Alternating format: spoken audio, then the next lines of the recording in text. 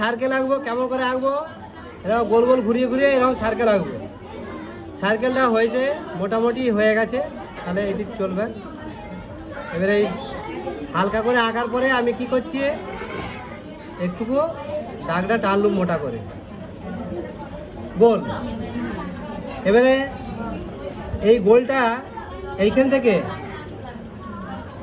এরকম মনে মনে এখান থেকে সোজা করে একটা লাইন মনে মনে করে, মানে কাজ করে আর কি, এরকম করে দিয়ে এর এইদিকে একটুকু, এর এইদিকে একটুকু, এটা এরকম যাবে, এদিকে এইটি হলো। এটা হচ্ছে ঝুনঝুনি বেলুন। তোরা ঝুনঝুনি বেলুন দেখেছিস?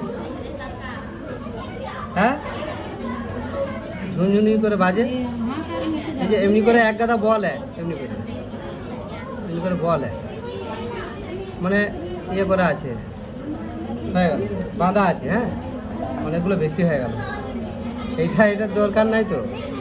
আচ্ছা, এবারে এইটা মাঝখানে একটা কাপ লাইন, ব্যাস, ঝুনঝুনি বেলুন হয়ে গেল। দুটোতে দুই রকম রং করবি, দেখতে ভালো লাগবে। এবার এই বেলুনটা দেখ, এই বেলুনটাও ওই রকমই। প্রথমে কি করব, হালকা করে, প্রথমে এরকম করে হালকা করে ফাঁকায় টানবো, তারপরে গোলটা ঠিক করে আঁকবো। একটা গোল আঁকলাম,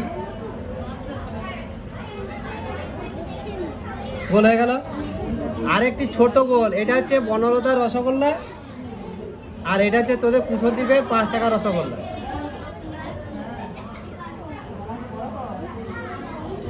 সাইজটা বুঝে করবি, তোদের কুশদ্বীপের 5 টাকার যে সাইজ, আর এটা বনলতার 40 টাকার সাইজ, দুটো সাইজ ঠিক করে করবি। করে এইখান থেকে এমনি করে এখানে কার্ভ কর, এখান থেকে এমনি করে এটা কার্ভ কর, দিয়ে এইখান থেকে এই, এখান থেকে এই, তারপরে এই যে এমনি করে এটা যেমন আছে করলি, এখানে বাঁধা রয়েছে। হ্যাঁ, সুতোটা চলে গেল। এইখানেতে একটি কার্ভ, আবার একটি কার্ভ হলো। মুছাটি দাও, মুছাটি দিয়ে এবারে এই লাইনগুলি মুছে দিতে হবে। ব্যাস, কমপ্লিট হয়ে গেল ছবি। হ্যাঁ।